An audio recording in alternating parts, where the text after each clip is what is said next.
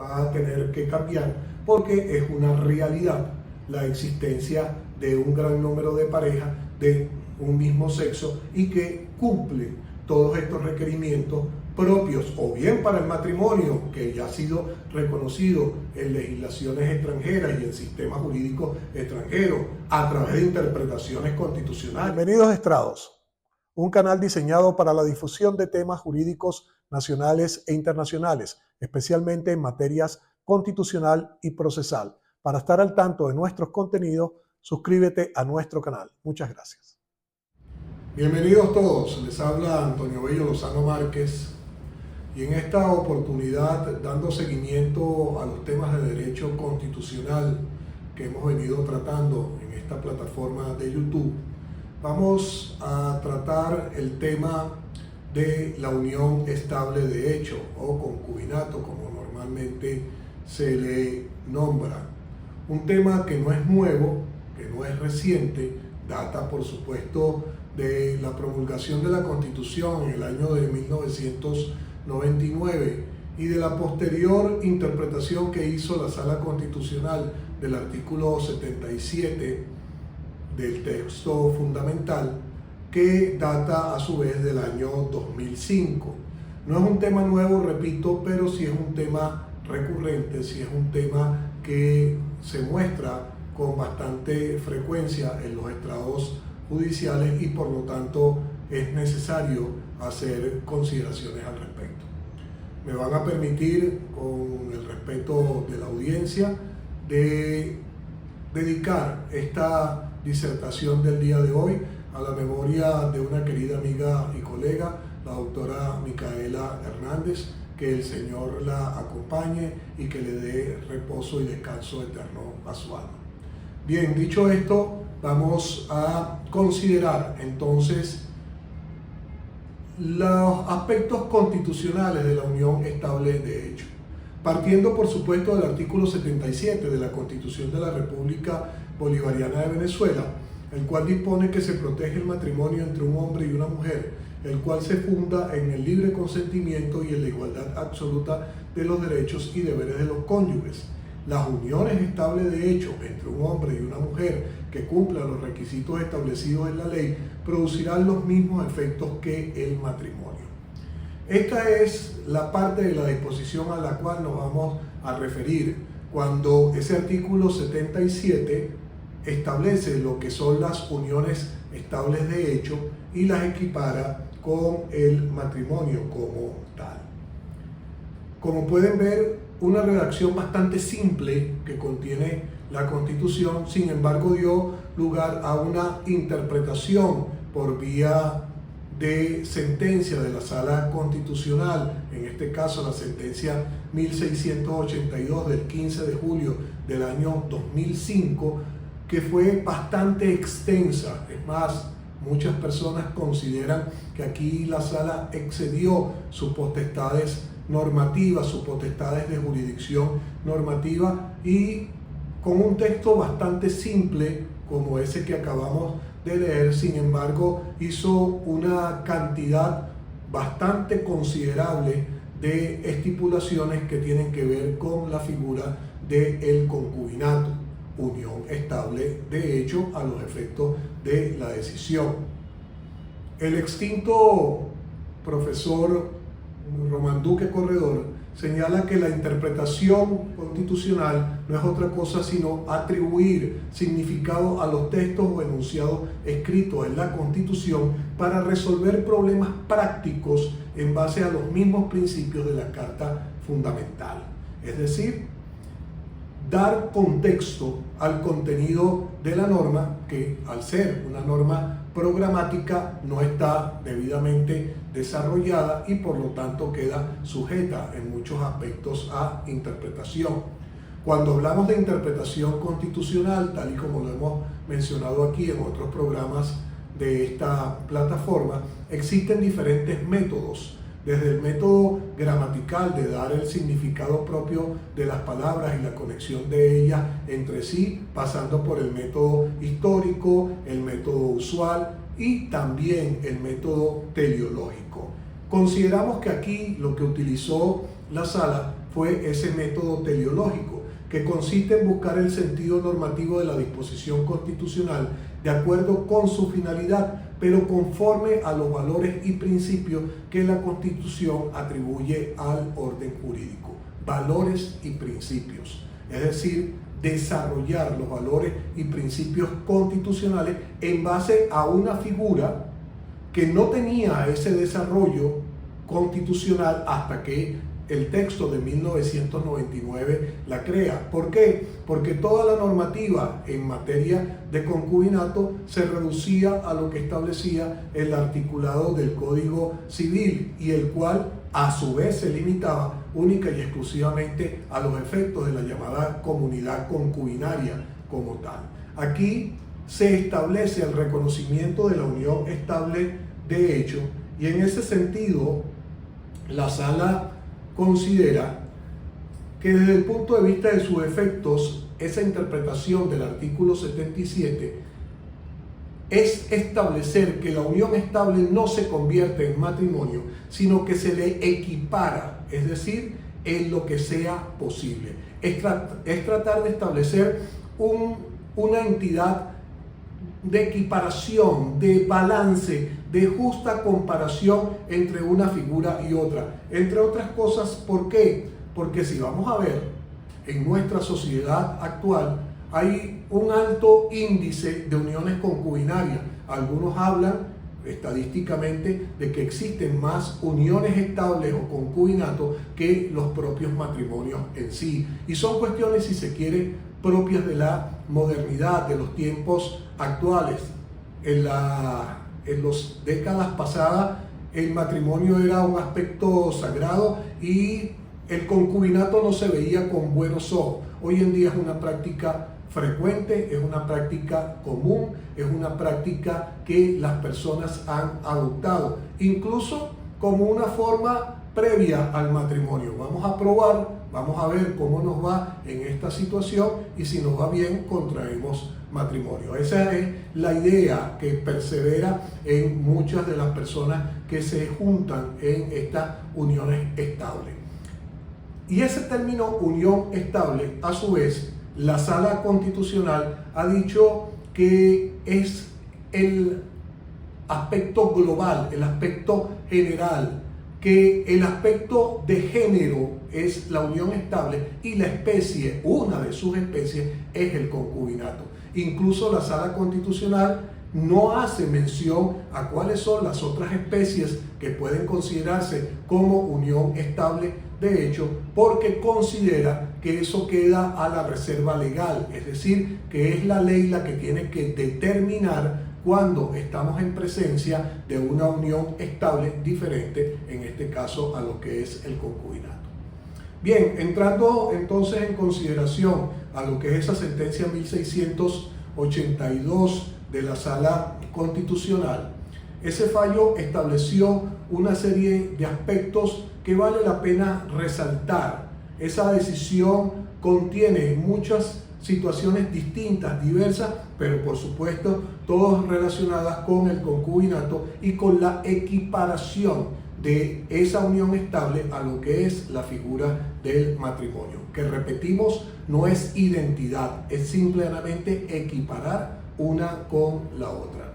El fallo señala que la unión estable entonces es el género, siendo el concubinato una de sus especies, pero establece que para reclamar los efectos civiles del matrimonio y en relación con el concubinato es necesario que esa unión estable haya sido declarada judicialmente, es decir, que se haya producido una sentencia definitivamente firme emanada de un órgano jurisdiccional competente que a través de una acción mero declarativa establezca que efectivamente existió una unión concubinaria, que existió o existe una unión concubinaria, una unión estable de hecho entre un hombre y una mujer. Siempre vamos a resaltar eso, es una unión entre un hombre y una mujer y no entre personas del mismo sexo. Sin embargo, al final, cuando demos las conclusiones del tema, vamos a hacer referencia a eso. que haya sido declarada conforme a la ley, es decir, siguiendo los procedimientos establecidos en la legislación, en este caso el Código de Procedimiento Civil, que regula las llamadas acciones declarativas o acciones mero declarativas como tal, y en la cual se van a tomar en cuenta varios elementos que son principales, que son primordiales para considerar que esa unión estable existe, que ese concubinato como tal existe. ¿Cuáles son esos elementos? Uno de ellos, por supuesto, es la cohabitación o vida en común, es decir, que las personas vivan, convivan, estén juntas, estén residenciados o tengan el mismo domicilio como tal. Sin embargo, es un aspecto que la propia sentencia después solapa de alguna manera. Antiguamente, cuando hablábamos de concubinato antes de la Constitución del año de 1999 y antes de la aclaratoria del 2005, la idea que se tenía era que el concubinato necesariamente requería que las personas convivieran, que las personas estuviesen unidas, que las personas vivieran juntas como tal. Hoy en día la misma sala ha señalado que ese es un requisito, pero no necesariamente es fundamental. Cuando hablamos de unión estable, significa que esté formada por una pareja integrada por miembros solteros, divorciados o viudos, sin que existan impedimentos dirimentes para contraer matrimonio. Sin embargo, esta sentencia hace alusión al llamado concubinato putativo, es decir, establecer los efectos del concubinato cuando uno de los miembros de la pareja es casado, pero establecerlo para la otra persona que, siendo soltera, viuda o divorciada, estaba con esta persona sin conocer esa situación, desconociendo el estado civil que él tenía, y sencillamente para mantenerla en un estado de defensa de sus derechos e intereses se reconoce el concubinato de tipo putativo. Volviendo al aspecto de la vida en común, dice el fallo de la sala que el indicador de la vida en común puede obviarse siempre que la relación permanente se traduzca en otras formas de convivencia como visitas constantes, socorro mutuo, ayuda económica reiterada, vida social conjunta, hijos, etc. Repito, visitas constantes, socorro mutuo, ayuda económica reiterada, vida social conjunta e hijos, entre otras características. Sin embargo, hay personas que cuestionan esto. Dicen, bueno, yo puedo visitar constantemente a una persona, a mi novia, a mi pareja, a la persona con la cual mantengo una relación afectiva, pero no tengo la intención de contraer matrimonio, no tengo la intención de que esa situación se convierta en un concubinato o en una unión estable de hecho. Entonces tenemos que esos noviazgos de larga duración pueden ser considerados, en base a la jurisprudencia de la sala, como un elemento de vida en común, como un elemento que conforma parte de lo que es la unión estable de hecho como tal. Por otra parte, de acuerdo a lo que dice la sentencia, es que se trata de una relación que objetivamente hace presumir a las personas que se está ante una pareja que actúa con apariencia de matrimonio, y la sala dice una relación seria y compenetrada. Como pueden ver, habla la decisión de un aspecto objetivo, es decir, de lo que las terceras personas opinen, de lo que las terceras personas crean, de lo que las terceras personas consideren. Y ahí es el punto. Objetivamente eso es posible, no es más un aspecto subjetivo que objetivo como tal. Y si a ver vamos, ¿con qué se va a demostrar esto? Se tendría que demostrar básicamente con una prueba testimonial, que muchas veces sabemos no es una prueba objetiva, porque el testigo tiene criterios propios muy particulares que hace suyo, y que de repente tiene una percepción que no es adecuada a la realidad como tal. Dos personas pueden mantener un noviazgo, pueden tener una relación, pero definitivamente no es entre ellos una situación propia de una unión estable de hecho, pero sin embargo la colectividad, la sociedad, el entorno que los rodea puede considerarlo como tal.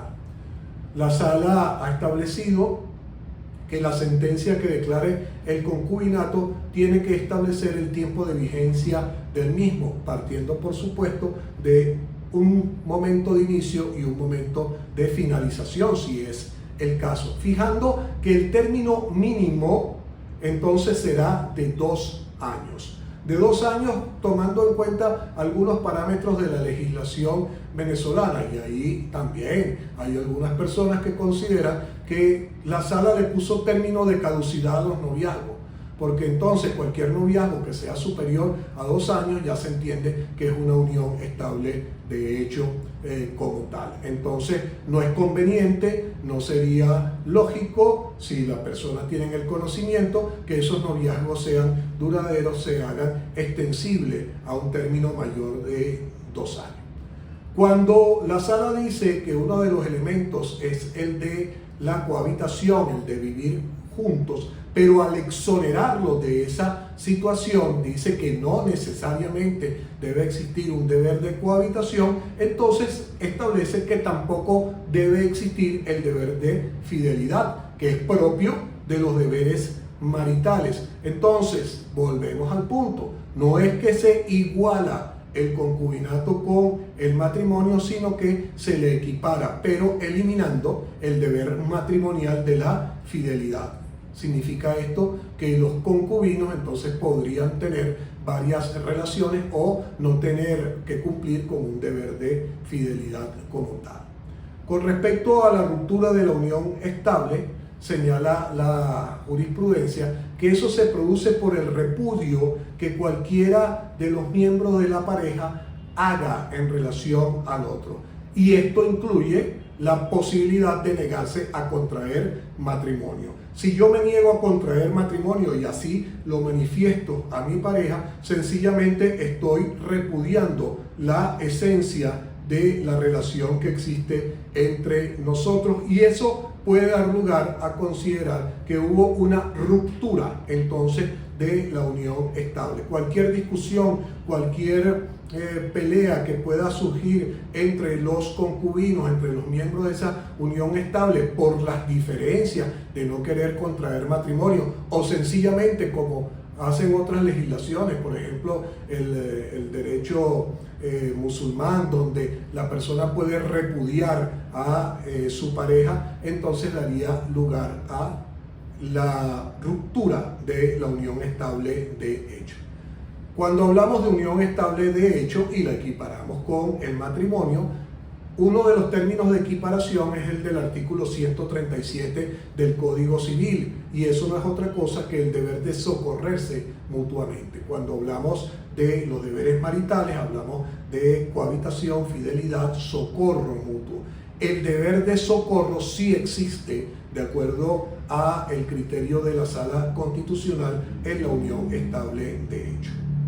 En relación a el cambio de lo que representa la norma del Código Civil, del artículo 767 del Código Civil, que es, repetimos, es la única norma que se refiere al concubinato en la ley sustantiva civil, lo hace desde el punto de vista de la comunidad concubinaria, estableciendo que se presume que existe una unión entre las personas que da lugar a una comunidad de gananciales, a una comunidad de bienes entre ellos. Pues bien, la Sala ha establecido que ya existiendo la determinación de la unión estable de hecho, no hay necesidad de presumir legalmente la existencia de la comunidad entre los miembros como tal. Es decir, se desaplica o no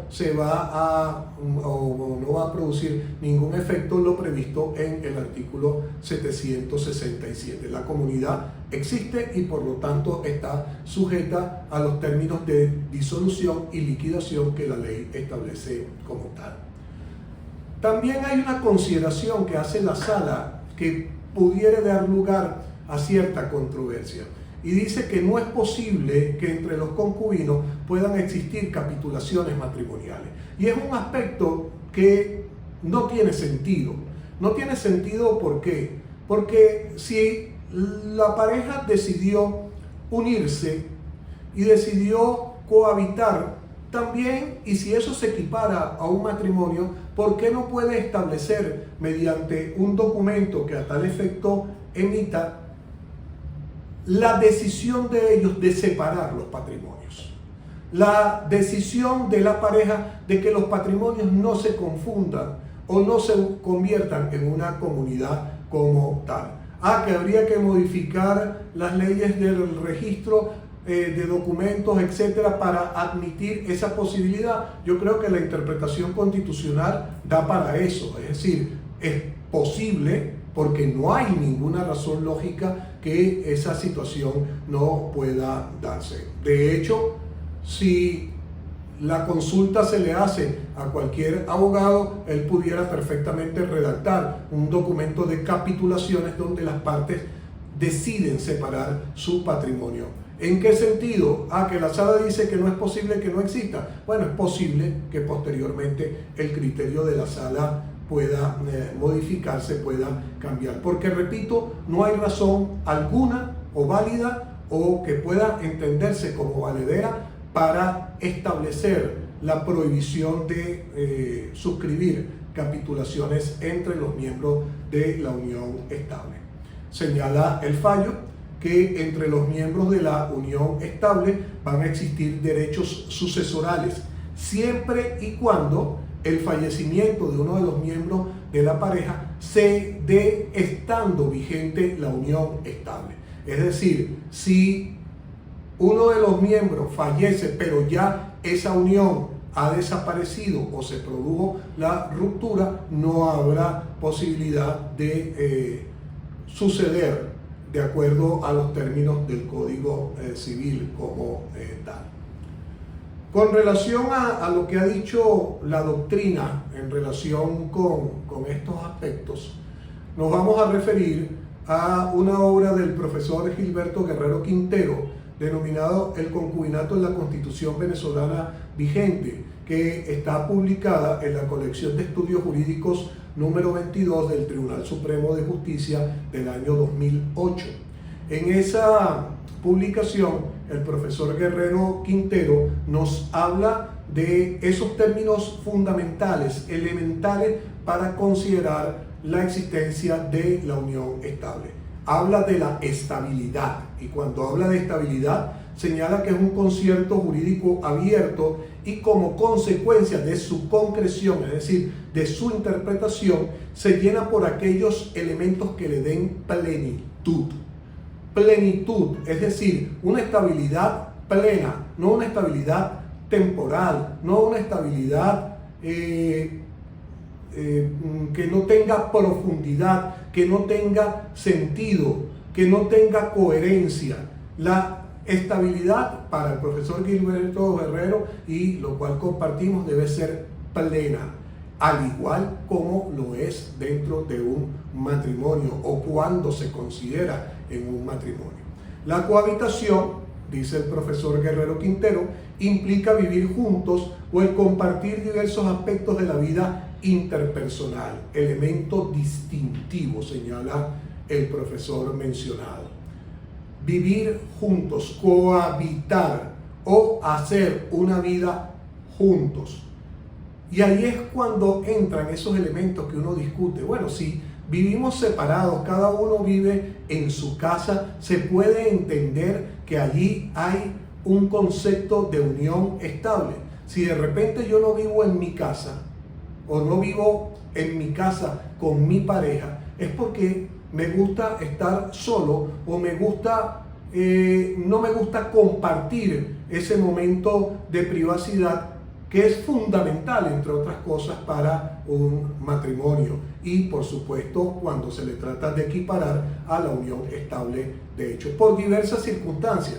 porque soy una persona huraña, porque soy una persona solitaria, que no me gusta convivir, etc. Entonces podemos hablar, porque tenemos otros aspectos, porque salimos juntos de fiesta, porque vamos a cenar, porque tenemos ciertos aspectos sociales que cumplimos en pareja, presumir que eso es una unión estable. De hecho, repito, siempre va a ser discutible como tal. El otro elemento que señala el profesor Guerrero Quintero es el de la permanencia. En tal sentido, señala que es un elemento esencial del concubinato y quedan excluidas las uniones meramente circunstanciales, inestables, inconsistentes, no perseverantes y mutables. Eso tiene que ver con lo que explicamos anteriormente de la plenitud y de la estabilidad.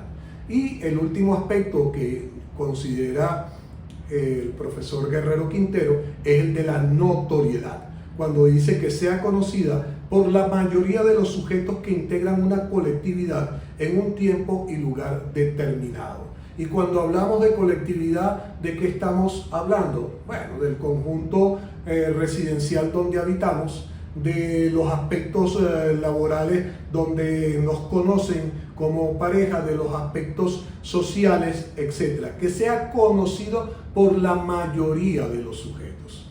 Ahora, cuando hablamos de mayoría y lo vemos desde un contexto procesal, ¿cómo probamos eso? ¿Con un testigo? ¿Con dos testigos? ¿Con tres testigos? Evidentemente que eso no representa una mayoría, debería ser un contexto muchísimo mayor para esta situación. Vamos a hacer algunas precisiones en relación a lo que establece la sentencia de la Sala Constitucional en cuanto a la decisión judicial, a la determinación judicial que se va a dictar, a la sentencia. Dice, la fecha cierta de cuando comienza la unión estable debe ser alegada por quien tiene interés en que se declare y han de ser probadas las características propias tales como permanencia o estabilidad en el tiempo, los signos exteriores de la existencia de la unión estable como son posesión de Estado, fama y trato reconocido por el grupo social. Y ahí está señalando la decisión, la jurisprudencia de la sala, una carga probatoria que de acuerdo a lo establecido en el artículo 506 del Código de Procedimiento Civil corresponde hacerla a la parte que demanda. En cuanto a la legitimación, es decir, quiénes pueden ser los sujetos que puedan estar interesados en interponer esta acción, por supuesto, en primer término, los miembros de la pareja y también sus hijos. Los hijos, para que se reconozca su estatus de ser descendientes de esa pareja con todas las situaciones que ello implica desde el punto de vista legal. Pero también es extensible esta legitimación, como lo señala la decisión, a los terceros. ¿A qué terceros? A los terceros acreedores de algunos de los miembros de la unión. Puede ser que yo suscribí obligaciones con alguno de los miembros de esta unión estable de hecho, pero todos los bienes están a nombre del otro. Si yo no logro establecer la existencia de esa unión estable y por supuesto de la comunidad concubinaria, no puedo atacar los bienes de este señor o los bienes de la otra parte de la pareja porque no ha sido considerada la unión estable de hecho. Entonces, me permito demandar para el reconocimiento de la unión estable y tener un patrimonio del cual me pueda cobrar mi acreencia. La decisión señala que es el juez quien califica la estabilidad de la unión mediante criterios de ponderación, y esto es muy importante. Fíjense, establecemos criterios de valoración de prueba. Una cosa es la tarifa legal, otra cosa es la sana crítica, que tiene que ver con aspectos de la lógica.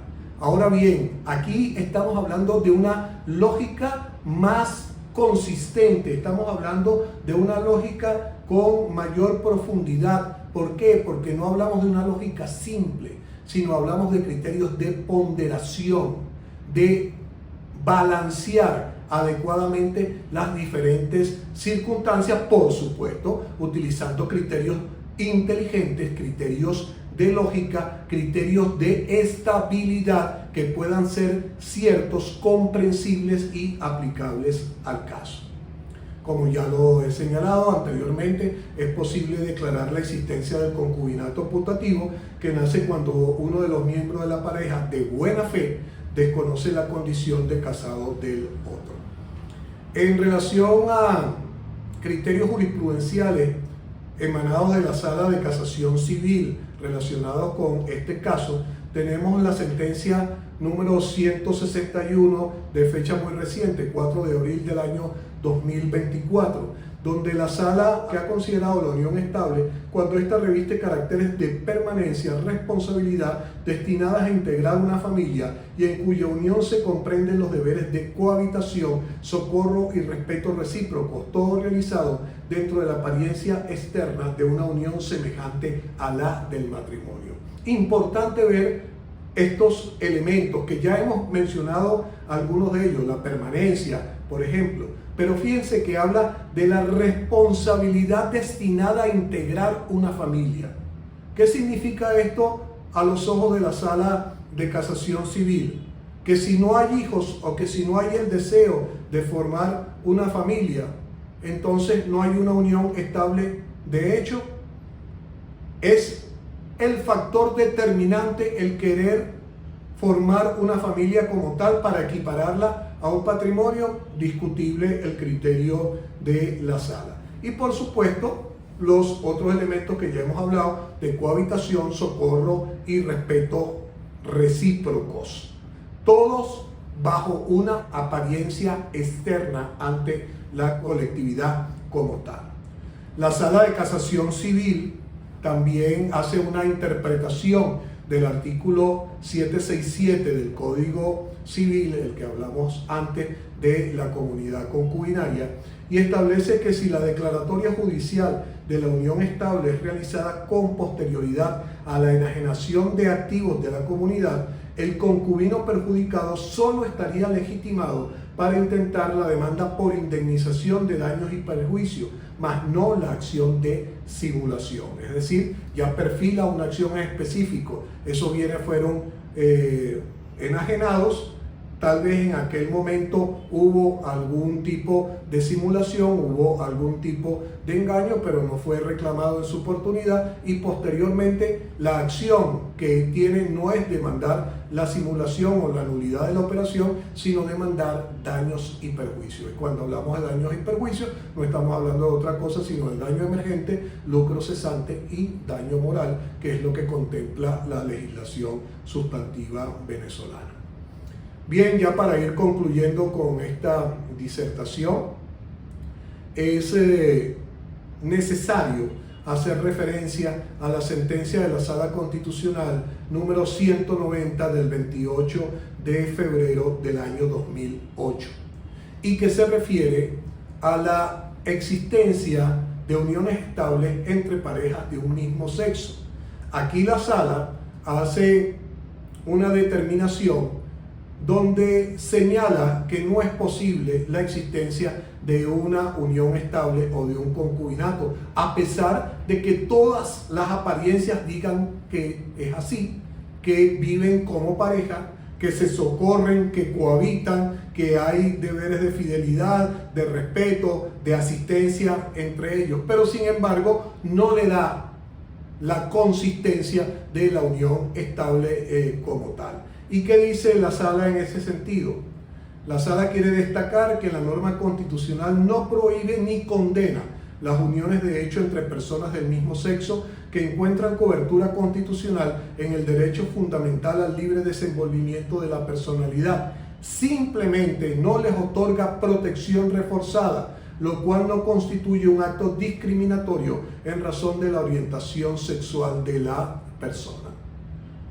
No les da protección reforzada, pero los sigue dejando en un limbo. Les reconoce derechos fundamentales propios del desenvolvimiento de la personalidad, pero eso no se traduce en cuestiones de naturaleza patrimonial. Allí evidentemente existe un desbalance y es una situación que tarde o temprano va a tener que cambiar, porque es una realidad la existencia de un gran número de parejas de un mismo sexo y que cumplen todos estos requerimientos propios o bien para el matrimonio, que ya ha sido reconocido en legislaciones extranjeras y en sistemas jurídicos extranjeros a través de interpretaciones constitucionales como la que hizo el Tribunal Constitucional Español, y lo cual pudiera también aplicarse a la unión estable de hecho. La intención de esta disertación es dar a conocer estos elementos que muchos conocen, en el sentido de que sí, que saben que existe el artículo 77 y que se habla de la unión estable y que hubo una sentencia de la sala que estableció algunos parámetros en ese sentido. Pero cuando uno requiere, sobre todo en el ámbito académico, qué es lo que dice la sentencia, observa que hay un desconocimiento bastante generalizado entre la comunidad legal profesional, abogados, estudiantes de derecho, etc. Imagínense en relación a la comunidad de personas que no son abogados como tal, pero sí pueden ser sujetos de una unión estable de hecho. No es que defendemos el criterio de la Sala Constitucional, es interpretación constitucional, es vinculante. Si cambia el criterio algún día podrán modificarse ciertos aspectos. Le dio sentido, le dio criterio, porque la norma sencillamente decía, el artículo 77, se reconocen las uniones estables de hecho. Pero ¿se reconocen para qué? ¿Se reconocen en qué sentido? Y si aplicábamos la normativa del Código Civil, nos hablaba solo del 767 de la comunidad concubinaria. Aquí la decisión evidentemente le da mayor profundidad, le da mayor carácter, aunque, repito, hay cuestiones que son discutibles, con las cuales no se comparten algunos criterios. Gracias por su atención.